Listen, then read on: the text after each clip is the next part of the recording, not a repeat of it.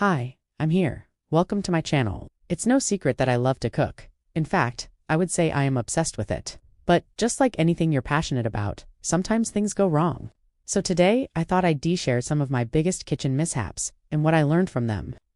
I think we can all relate to these kitchen fails. And if not, well, you'll be glad to know that you aren't alone when it comes to burning dinner or forgetting ingredients. I hope these stories make you feel better about your own kitchen fails. The first big kitchen fail I want to talk about is a big one for me because it happened recently. Now, I've actually never made BR before. I have always been intimidated by it. I was always afraid that something was going to go wrong and I wouldn't be able to salvage it. Well, I finally worked up the courage to make this dessert. I followed the recipe very closely. I didn't try to take any shortcuts and I even used a kitchen torch. But the end result was so disappointing, it was runny. It didn't look like BR at all. Now, I'll be honest, nobody was eating this. I took a small taste and put it in my fridge for safekeeping. Well, I completely forgot about it. Fast forward 2 months and I found it in the back of my refrigerator. Again, I took a small taste test and it still wasn't good. I threw the whole thing out. That was really disappointing, but I did learn from it. The main problem was me. I was too worried about making it perfect and I was scared to make mistakes. But cooking is all about learning from your mistakes and trying again.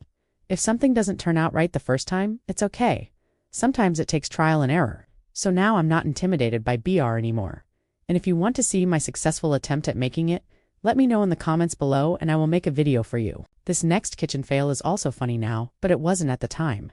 It's something that happens to the best of us. You're making dinner and you realize you're missing an ingredient. Well, in my case, I was making a stir-fry and I realized that I was missing the soy sauce. A stir-fry without soy sauce is like pizza without sauce. It's not going to be good. Now, I could have stopped and gone to the store, but I had a family waiting to eat and I wasn't about to disappoint them. So I looked around my kitchen for a replacement. All I could find was barbecue sauce. Now, I figured it was close enough to soy sauce and it should work. Well, I was very wrong. It was horrible. I'll never forget the disgusted look on my husband's face when he tasted it. He couldn't even finish his plate. None of us could. I ended up throwing the whole thing away and ordering pizza. I learned my lesson the hard way. Never substitute ingredients unless you know exactly what you're doing. This next kitchen mishap involved my dehydrator. I love to make fruit leather. It's a healthy snack for my kids and it's easy to make. All you need are bananas and some fruit juice. Simply blend the bananas with the juice and spread the mixture on the dehydrator trays. Then you let it dehydrate for about 8 hours. When it's done, you peel it off the tray and you have fruit leather. Well, one time I was in such a hurry, I didn't even stop and think about what I was doing. I just put the trays in the dehydrator and turned it on. Well, 8 hours later, I came back to find that my kitchen was filled with smoke. My fruit leather was burnt. I tried to salvage it, but it was ruined.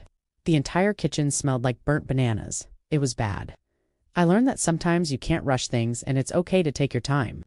This next mishap has probably happened to all of you. You're making dinner and you're following a recipe. Well, you get to the part where it says to add some salt and pepper to taste. Well, you do exactly that. You add some salt and pepper and you taste it. Then you think, maybe it needs a little more salt and pepper. Well, you keep adding salt and pepper until it's inedible. Well, that's exactly what happened to me one night. I was making chicken parmesan and I kept tasting it and adding more salt and pepper. Well, it was so salty, it was disgusting. Nobody would eat it. I ended up throwing the whole thing away. I guess I just kept thinking that adding a little bit more salt and pepper would fix it, but it didn't. This taught me a valuable lesson. If you overbeat eggs, they'll become tough and rubbery. Well, that's exactly what happened to me one time when I was making an omelet. I was making it for my son and I wanted it to be perfect, so I kept beating the eggs longer and longer. Well, after all my efforts, the omelet turned out tough and rubbery. He didn't eat it. I was disappointed. Well, I learned my lesson. Sometimes less is more. Beating eggs too much is not a good thing. Another kitchen fail that I had was a huge waste of food. I bought a big, beautiful pork loin. I planned to make pork loin medallions. Well, I cut the pork loin into thin slices.